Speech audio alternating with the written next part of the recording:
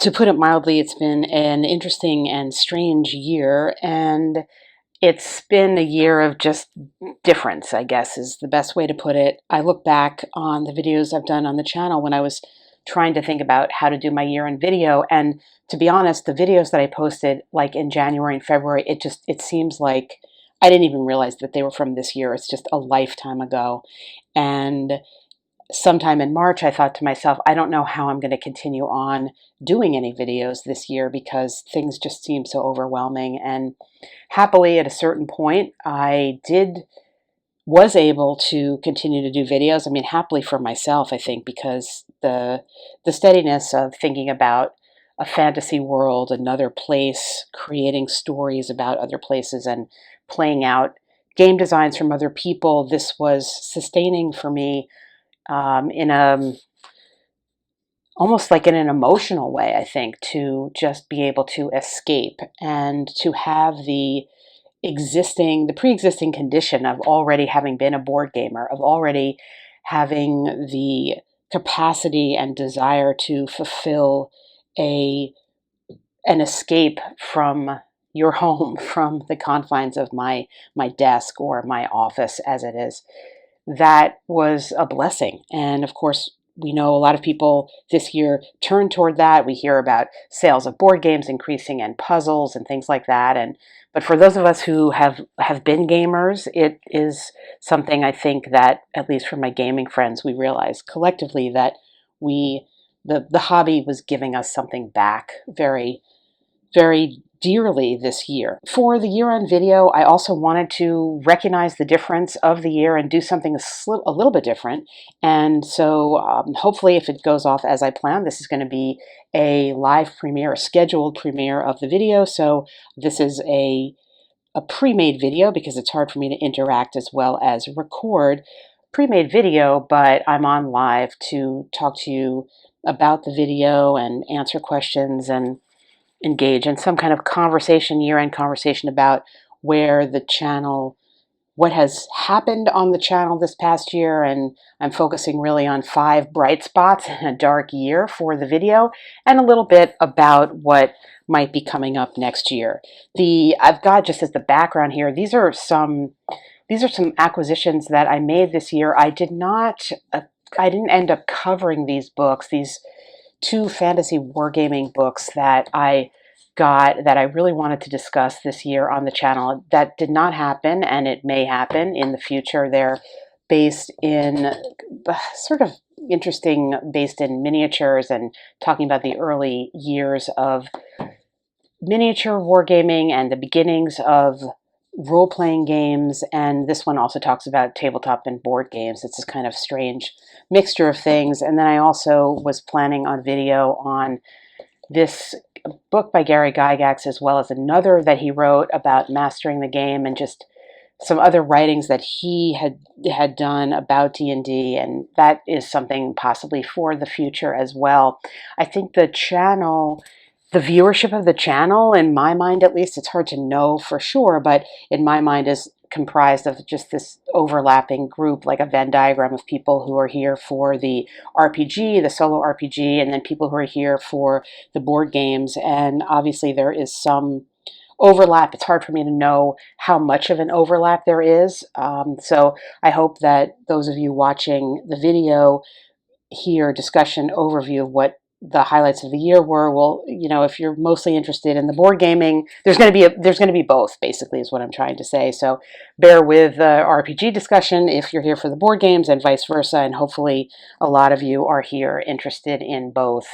And usually I don't really make a hierarchy to the discussions I have like this. Sometimes I'll do like a top 5 or whatever, or not necessarily in 1 to 5 order.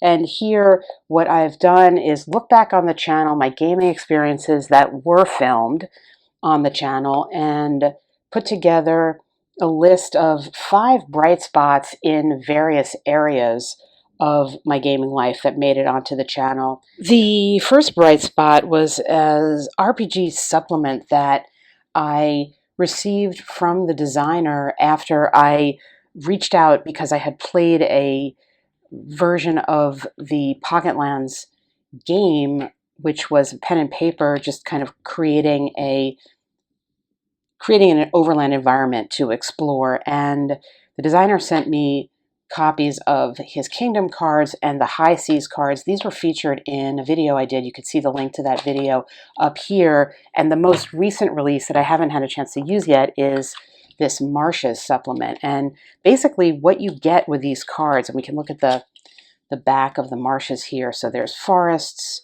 swamps, bogs, dead forests, different types of cards. And on the other side of them are terrain, and there's a key to the terrain. And here for the marshes, there's grasslands, hills, rivers, roads, etc. There are very basic rules for travel and how to randomize travel, but really what I use them for is a suggestive resource for playing out sessions. And I demonstrated how to use the, I think it was just the Kingdom cards that I used. Honestly, I can't remember in the video. Maybe somebody does. I'd have to look back and see that the artwork on them is, I think, it's very inviting artwork, and you can use that as inspiration for just an overland travel. There are also locations here that you can come to, and there's a short rule set that comes with it that gives some random tables for the locations if you wanted to roll up the random tables. I can't find the rule set right now to show you, but I'll just flip through. So these are the High Seas deck, and again you can see there's different types. So we have the shallows. I have these sorted here, the kelp sea, and they're all related content to what is on the back, and here are the deeps. And it was a very pleasant and inspirational, easy supplement to use. The combination of the abstract art, but the specifics of what something might be, I think just laying them out, however you might do it, is enough to get into a story, whether it is an overland story and you're actually using these to create some kind of map, or if it's not an overland story, if you're doing a dungeon crawl, even just to use the cards to set up something before you get to the dungeon is, I think, gives more flavor. There's some more swamps here. There's hills cards that, to create a story in your mind a little bit, even if it's just a few paragraphs of what happened to the characters before they got to the dungeon. And maybe that would come up in the story of the dungeon or the session. I think the Kingdom cards in particular, I think, are just, again, for me, maybe because it has some simple things like Giant's Teeth. Here's the mountain range called Giant's Teeth. It is Fortune Forest. It's just enough to get going, the Royal Timberland, into a story. And these, I think, are going to have a permanent place. Here's the roads, some roads cards. A permanent place on my shelf to reach for when I'm looking for enough to start without too much direction, and it could be applied really almost in any setting. I mean, maybe not, doesn't really look post-apocalyptic, but in so many different types of settings. So in terms of the supplemental material that I found this year to help me out, this was a highlight of a non-print supplement that I would say in the year of 2020 was definitely a bright spot and a high point of my solo RPGing. Content to what is on the back, and here are the deeps. And it was a very pleasant and inspirational, easy supplement to use. The combination of the abstract art, but the specifics of what something might be, I think just laying them out, however you might do it, is enough to get into a story, whether it is an overland story and you're actually using these to create some kind of map, or if it's not an overland story, if you're doing a dungeon crawl, even just to use the cards to set up something before you get to the dungeon is, I think, gives more flavor. There's some more swamps here. There's hills cards that to create a story in your mind a little bit, even if it's just a few paragraphs of what happened to the characters before they got to the dungeon. And maybe that would come up in the story of the dungeon or the session. I think the kingdom cards in particular, I think, are just, again, for me, maybe because it has some simple things like Giant's Teeth. Here's the mountain range called Giant's Teeth. It is Fortune Forest. It's just enough to get going, the Royal Timberland, into a story. And these, I think, are going to have a permanent place. Here's the roads, some roads cards. A permanent place on my shelf to reach for when I'm looking for enough to start without too much direction, and it could be applied really almost in any setting. I mean, maybe not, doesn't really look post-apocalyptic, but in so many different types of settings. So in terms of the supplemental material that I found this year to help me out, this was a highlight of a non-print supplement that I would say in the year of 2020 was definitely a bright spot and a high point of my solo RPGing. And by far the highlight, the written supplemental material highlight of my solo RPGing this year is this Hackmaster Game Master's Guide. I did a whole video on it, and you can see the link up there. This was suggested to me by a viewer, and I thanked him in that other video. I can't remember his name right now, but I really appreciate the recommendation because it is just rife with material for the soloist. And this comes in the form not only of random tables, but of some discussion of different types of character attributes, for example, that you could use. This is from the Hackmaster RPG rule set. And it is, as you can see, it's very densely written. It's a long book, and you could be using it for quite some time. I still haven't really dipped into it even enough to even feel close to having used everything that's here, but I don't want to duplicate what I talked about in the other video. But as we look here at the NPC section, the random tables to create fleshing out NPCs, and they have even back to the hiring them and the loyalty base score and things like their possessions and their wealth and their general tendencies.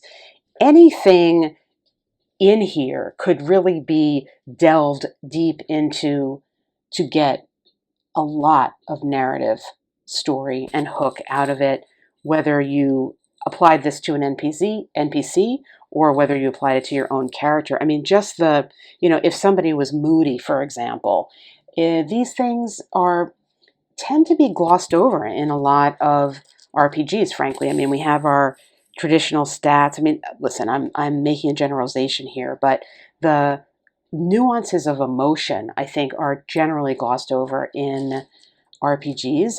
And you might say, well, it's not the place for that, or there's other types of, say, more literary or writing RPGs that are atmospheric in terms of an emotional experience or expression way. But I think that's a missed opportunity here, that to combine these concepts with a traditional die rolling RPG could be very evocative and give you a session that was slightly different than the typical one. And there's just a lot here that could be picked up and used in that regard. Even if you look at this NPC piety table here, and you combine something with, a reverent person who's moody or whatever, what does that mean in the context of your story? There's just quite a lot of not just detail and amount, but thoughtfulness in the creation of the in the creation of the tables that can be extrapolated and narrativized, I guess is the word that I'm looking for. That's probably not actually even a word, but even the spells, you could look at the spells that somebody has.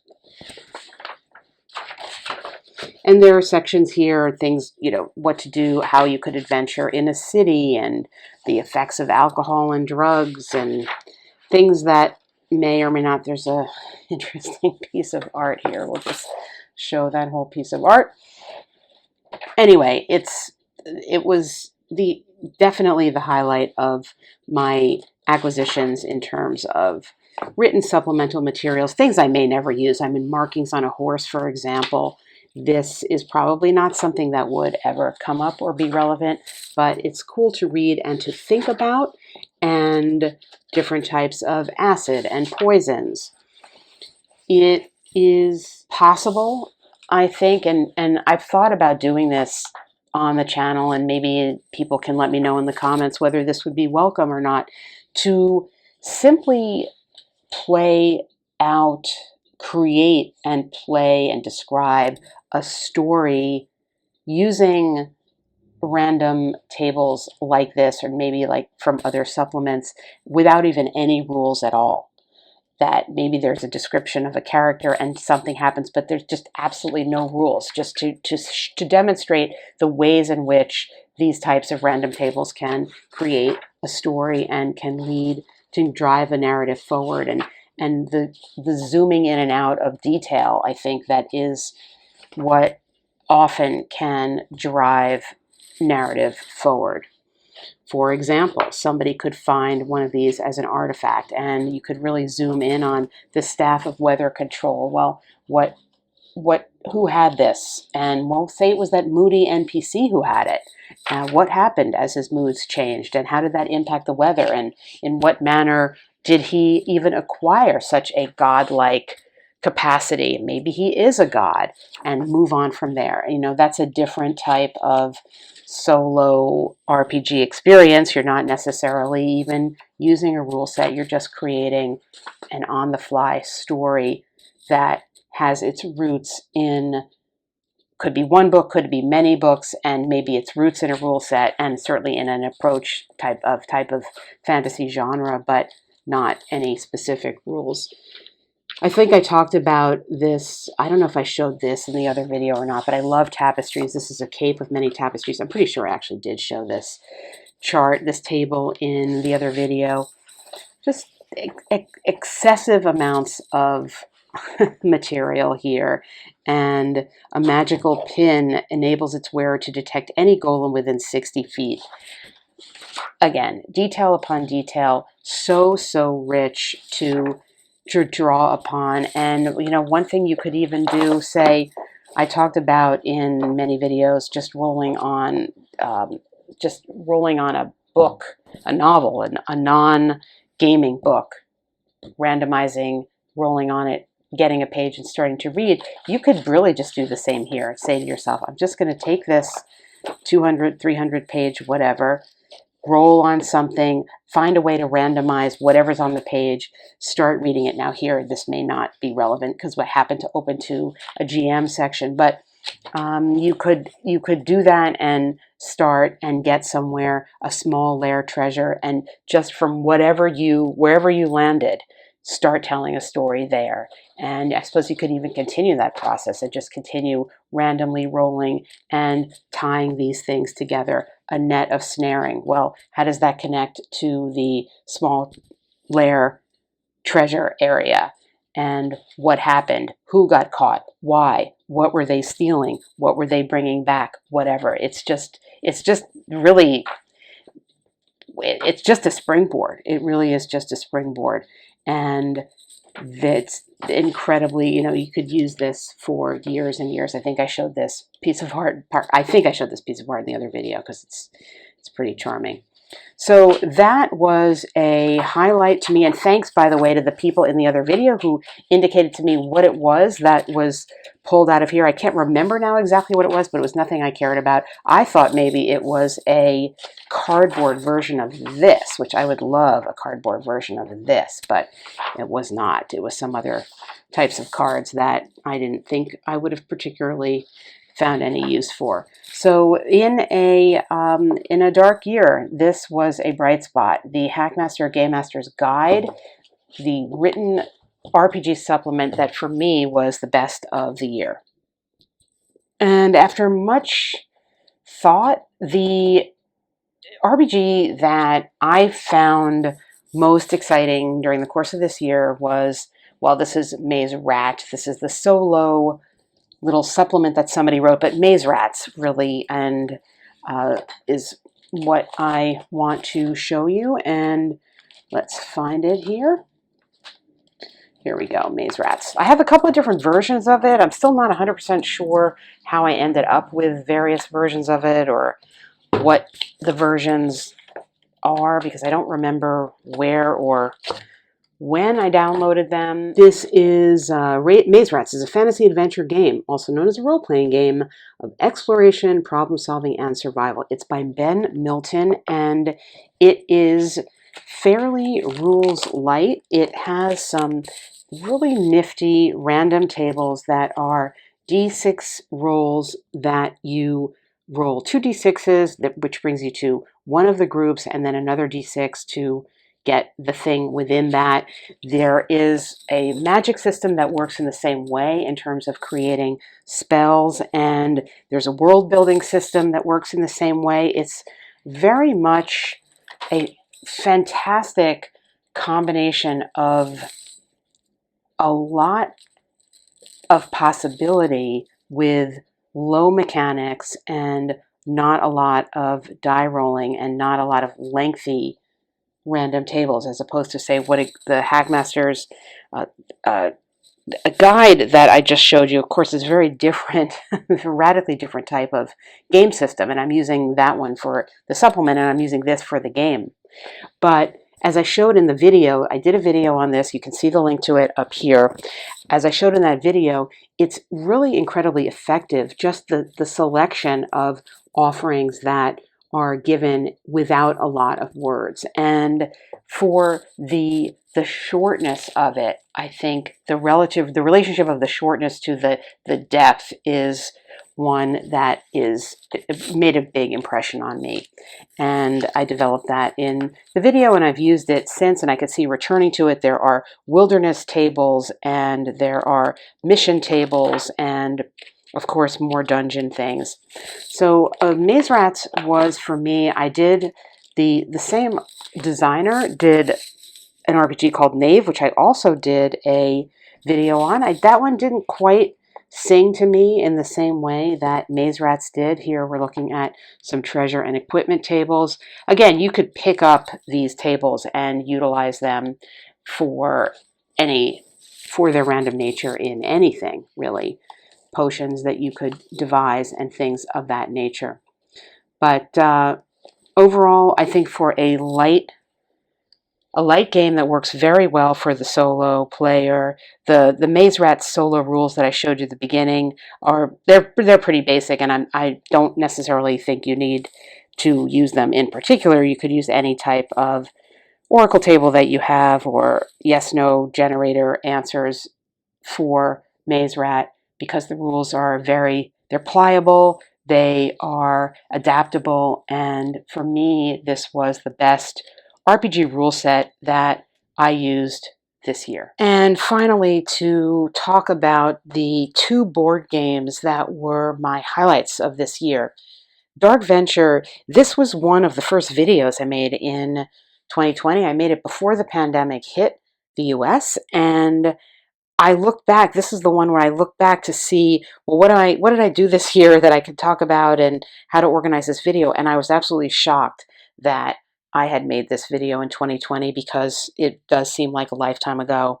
Quest for the Lost Pixel, this is one of the more recent ones I did, and before I get to going on further, let me just give a specific mention to Robert Lemon, the designer of Dark Venture, and Peter Jank, the designer of Quest for the Lost Pixel, because they have both captured something in these games that to me is incredibly unique. And on many levels, in many ways, these games could not be more opposite, and I'll talk about that in a minute.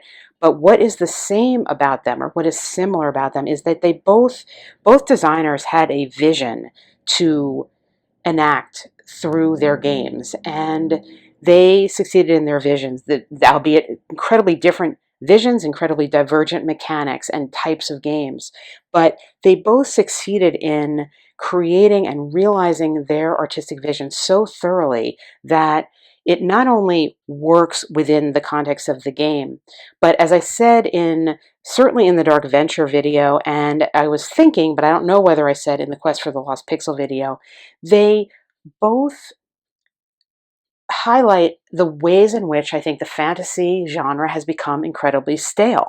That there are so many games that are just kind of like other games, and part of it has to do with the art style, which almost seems like clip art, even if it's not. And part of it just has to do with mechanics and what the game pieces are like and what the game conditions are. I don't know, but in Pixel and in Dark Venture, in very, very radically different ways and with radically different goals and weights of games and kinds of games, these designers have really stepped out of the box of the genre in which they are publishing to provide something, I think, an exceptional experience. Dark Venture is one of the most fully realized adventure games I've ever played in terms of creating a world and overland exploration, as well as individual actions that you can do. And we'll open up the box in a second and take a look at the way in which the designer implements that. And Lost Pixel is one of the most fully realized dungeon roguelike games of dungeon exploration, where you start with a character who has like nothing and end up at the 10th level of this dungeon. If you find this lost pixel and you're still around, like with all these artifacts and magical items and d20s that you can roll for damage, battling these huge monsters that are rolling d10s and d12s and d6 magics at you, and it is just great. And you have this real feeling of accomplishment in a dungeon crawl, just a very classic dungeon crawl where you have treasure and potions, and where the designer is overcoming what could be a very generic kind of setting with a game that delivers on the experience of building up your character and making it through and gaining experience and having that experience show up in the weapons that you can wield and in the monsters that you can fight. So let's take a look first at Dark Venture and see. I did a video on it, and you can see the link to that video above. The components here are exceptional. The artwork is very stylized. The game, I'm not going to go over how the game plays. Again, you can watch the video for that, but by means of these exploration booklets, which describe various actions that can be taken in various locations, and there are 2 totally separate booklets provided. There's another location guide as well. A story unfolds, and as you travel around in the world, your character will interact with the world, will interact with other characters. You are fulfilling missions, and oddly, this is actually a victory point game. You are meant to attain a certain number of victory points, I think it's 20, before time runs out, and you do this by means of quests, minor and major quests that you fulfill. And the quest you can change out quests throughout the game. So, for example, here you need to search 5 locations to gain 1 quest point, and then there are major quests too.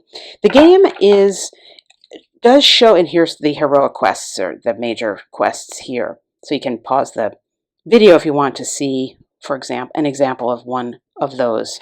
Each character has its own motivations and quests, and though you can play, in the video I showed, I played 4 characters kind of cooperatively, but all the characters have their own goals in mind, and it does kind of show its roots as a semi-competitive game because the characters want to do different things, and when you play with a when you play cooperatively, you will have a sense that some of your characters are doing things that they don't really necessarily want to do, but you need to fulfill all the conditions for everybody to survive in order to win in that way. There is a further solo variant to be played with just one character, and here I'll just give you a look at. So see, these are some of the resources in the game there's crafting in the expansion. And here's an example of some location cards. And again, each game is different because you're going to be reading and following almost in a choose your own adventure-like situation to this environment, and then you look up what's going to happen based on this coding, what's going to happen here, and then you will have the interaction, and depending on what has happened in the game before that, it will dictate what is going on then. These cards here are also interesting because when you encounter essentially NPCs in the game, you construct them, and so they're going to have all the attributes that you would have, and then you will interact with them in that way. So it is, I mean, this is a gamer's game. I probably said this in my original video. It's not quick to get to the table. It's not quick to teach how to play, but the rewards are really there, that you may and will spend time building up the NPCs, for example, in the world as you travel around, but then you will get to interact with them. And when you interact with them, that is how the story is created, and the artwork and the feeling of this world is just really unique and carried through quite effectively in the game. And I've managed now to put it back without the expansion box in there. I'll have to rectify that. But Dark Venture adventure card game is a fully realized world, and it is, as I said, just thinking about this is the kind of game that I really, really like. It is heavy-ish and fiddly-ish, and I think to some extent it's necessary to get out of it the detail that you kind of want in that world. So other games that might attempt to do this in a lighter way could be, say, for example, something like Runebound comes to mind as one, but what you're getting from that is more generic ultimately than what you're getting from something like Dark Venture. On the other hand, it's a lot easier to set up Runebound, even with a bunch of expansions, and get it to the table than necessarily to Dark Venture, and probably easier to teach Runebound to somebody who's a non-gamer than to try to pull in somebody to Dark Venture, even a gamer who might not know the rules of this game. There's just a lot to manage and a lot going on. So it's a different type of gaming experience, and I think that is something that often there's like a fulcrum where you have to, at a tipping point, it becomes, is it too much fiddliness for the benefit? And here I do not think that it is, but this is certainly not a game for the casual player. On the other hand, a game that is definitely a game for the casual player is the Quest for the Lost Pixel, which I think if I were to boil down my gaming experiences of 2020 to a bright spot, and to the #1 bright spot of the year, it would be Quest for the Lost Pixel. This game, I have played it multiple times by myself. I've played it with one of my kids. It is a very, very simple game on the face of it. The mechanics are quite easy and basic. You're traveling through a dungeon, and each level, there's over 900 cards in here. They're all unique. You're getting treasure cards and monster cards based on the level of the dungeon that you are in. And so when you start out, the treasure is pretty basic. You know, you get a fire ring that gives you 1d4 fire damage and 1 fire defense, and you can use it with any of your stats. An earth staff that simply gives you a boost of a 1d4. That is the treasure, simple, on the first floor. your character is going to be simple on the first floor too. So are the monsters. And we'll take a look at some of the second level monsters here. But why is this game so compelling? Well, first of all, just the uniqueness of the fact that there's 900 cards, you're not seeing, there's no duplicates at all. So every treasure you get, every monster you see, every artifact you find is going to be different. And for me as a player, I think that is worth its weight in gold. So here's some third floor monsters that we can see. This Spriggan Chief. Now this guy is going to be worth 2 XP. He's an elite savage, and he does a 2d6 attack. He's got 3 defense. Oh, he does 1d4 fire attack also. So if we had that fire ring, we had some fire defense against that. The stats are going to be variable for the monsters. Here's a griffin. It's a beast. 1d4 plus 2, 2 defense. It does a, let's see, what kind of attack is that? That is an air attack, of course. It does an air attack, and it has an air defense of 2. So how does this work? Well, unless you're rolling an air attack, and I don't think I've played it and had something that gives me an air attack. Unless you're rolling an air attack, it's not going to be able to use that defense, but if you were to roll an air attack against it, it would use that defense. Once you get 8 experience, you yourself level up. When you level up, you get another spell. You get to some wounds forgiven, I believe, and you progress through the dungeon, and things get harder and harder. And at the outset of the game, you are sitting there with your character, and you're sort of fighting bats and very small little pests, and you're rolling your d4, your d6 repeatedly, and you're thinking to yourself, why did she recommend this game?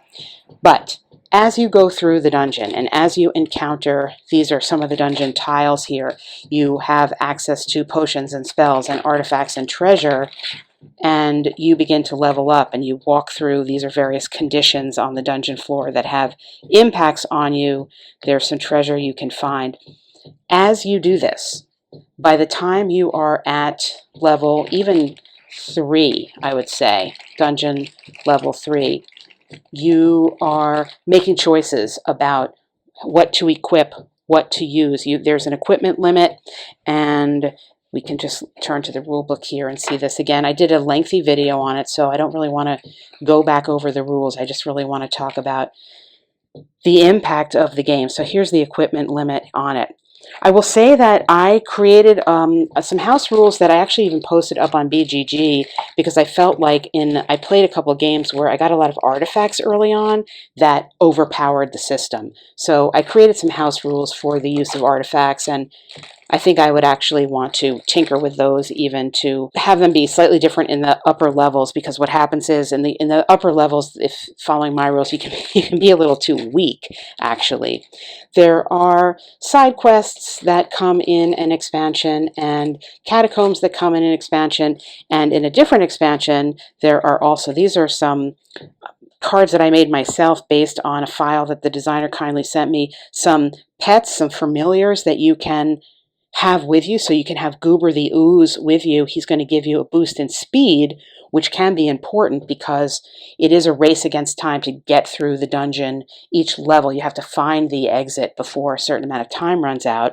He can increase your speed, and if you want to sacrifice him to discard his card, there are events in the dungeon, and if you need to not receive any wounds on an event, you can have Goober absorb them for you.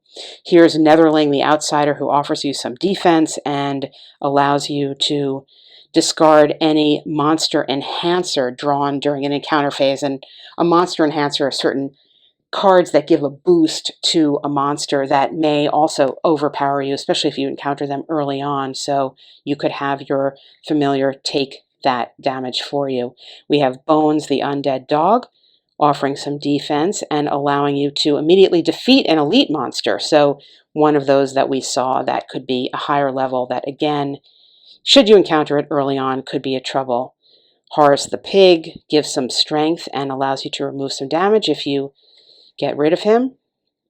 And Ash the Animal Phoenix will allow you to rise again. If you die, you can remove all your damage. And if you're playing this game solo, this could be a useful ally to have with you or familiar to have with you, so you don't don't lose the game. And Bruno, the animal, allows you to add an additional card in your inventory. And there's a few more that I won't show you, but the Pet Familiars adds yet even another level of just positive feeling. I don't know how to say it. I mean, you're slaying monsters, and there's all sorts of dragons and mean monsters in this game, but the pixel art is fabulous. Again, I said this in my video, the only negative I can say about this game is like the cover art. I just don't understand that. This is not the type of art that's in the game, and this does not represent the feeling of the game at all. What does represent the feeling of the game and what really carries the game through are the art on the side of this. This is what some of the monsters look like. I mean, to me, this is just incredibly compelling. It draws you in, and as I said, the mechanics of the game, really, the simplicity of them and the use that the designer makes of the polyhedral dice is great. And just as an aside, I have played this, as I said, with one of my kids to introduce children into the relationship between different types of dice and different impacts that they can have, and the quest for the stronger dice and the equipment of a character to do a certain type of damage, and trying to figure out how you can equip your character to be as best as possible, have magic defense against various elemental attacks. I mean, these very basic concepts are a fabulous introduction for children into certain things that role-playing games demand and offer, and this could also be seen as training for that in a very enjoyable, approachable way. It's definitely the game I've played the most this year. It is the game that I would bring to the table the fastest if I had over a friend or friends someday in the future who wanted to play a game but weren't really gamers, and I would feel very confident in getting them involved in this game. And the feeling of progression and satisfaction. I didn't show you the hero, so I'm going to do that. Well, you can see here one of my kids even made her own hero. This is Yoon, of course, is a unicorn, and we gave our own stats to Yoon. There are a number of different heroes offered in the game, and I'll just show you those briefly.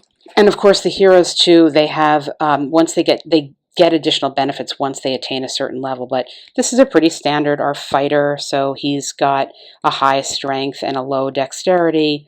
We have a druid who has an ability to be immune to physical attacks from monsters with the animal trait, and he can also adjust his response to be whether he's doing a physical or a fire attack. So in other words, he can become an elemental attacker if he so chooses.